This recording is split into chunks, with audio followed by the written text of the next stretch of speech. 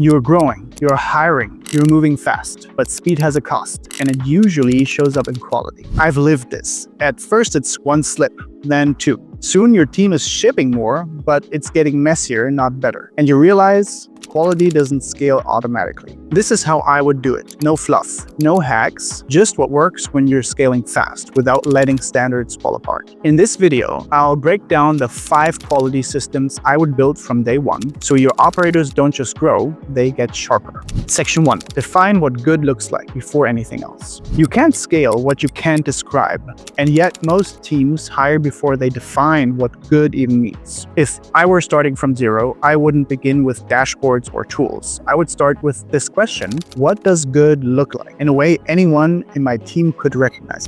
Task level. Was it on time, error-free, and formatted correctly? Process level. Was it completed with the right steps and tools? Experience level. Did the client feel informed, confident, and understood? At Wing, we used to think metrics were the solution, but metrics don't mean anything if no one knows what quality feels like to the client. Whether you're managing 5 people or 500 people, you'll never get consistent outcomes from inconsistent definitions. Section 2. Score the invisible. Most teams only check the output, but by the time you see the mistake, it's already too late. If I had to start over, I wouldn't just measure what gets done, I'd measure how it gets done, because that's where quality starts to fall apart. Here are the signals I would track from day one. Was the instruction actually read and followed? Was the update timely and relevant? Was the communication clean, complete, and proactive? Because a clean-looking result built on confusion, delay, or micro mistakes is not quality. It's a risk you haven't felt yet. At Wing, we score this on the back end for all new team members. It's not just what they did, it's how they moved through it. You don't need a huge team or a fancy dashboard. You just need the discipline to score the invisible before it becomes the obvious. Section 3. Hire for execution, train for precision. You cannot quality control your way out of a bad hire, and you can't scale excellence if you're consistently patching holes. If I had to rebuild from scratch, I'd do one thing differently right away. I would test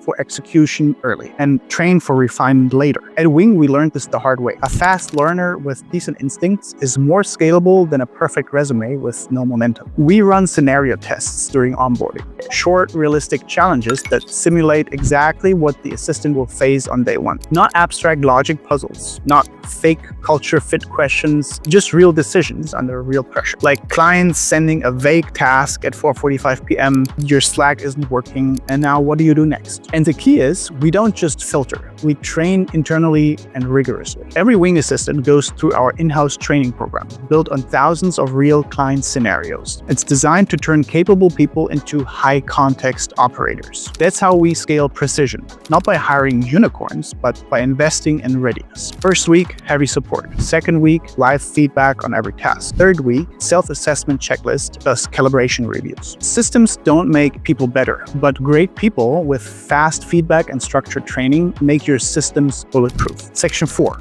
Design work that's hard to mess up. You don't need a better team. You need better workflows. If I had to rebuild from scratch, I'd design every task to be hard to mess up, because most mistakes don't come from bad effort. They come from vague instructions, broken formats, or over-reliance on memory. Pre-filled Google Docs, clickable SOP links, required fields and forms, auto reminders at critical handoff points. At Wing, we realized early that most mistakes happen in the last 10%. That's why we've built templates that bake in expectations. Language, tone, timeline, and format, all preset. The best part? When the structure is built right, your assistant doesn't have to guess. They just have to follow. Minimum viable template for every repeatable task. End of task checklist for quality assurance. Default settings that enforce guardrails without slowing things down. You can't scale a team that depends on perfection, but you can scale one that runs on systems designed to protect against imperfection. Section 5. Build a culture that cares about the details. You can build the best system in the world, but if your team doesn't care,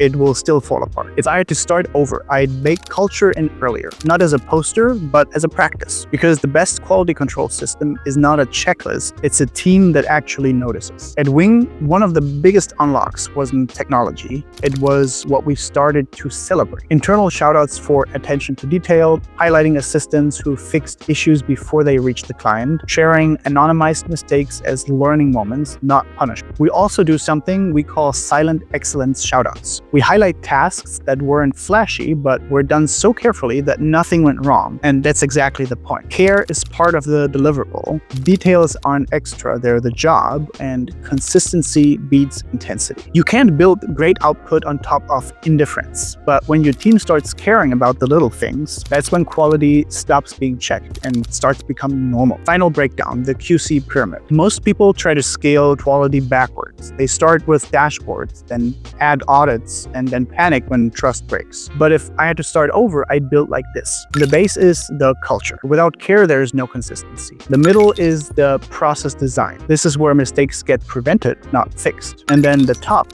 are audits and metrics. Important, but useless without the other two. Quality isn't something you inspect at the end. It is something you design into the beginning. If you're building a remote team or thinking about hiring and you don't want to sacrifice consistency, this is exactly the kind of system we've built at Wing Assistant. We've trained thousands of assistants using the same quality frameworks, and we're always refining them. Drop a comment if you've ever tried building your own QC system and let me know what broke first. We've all been there. Now let's build it better.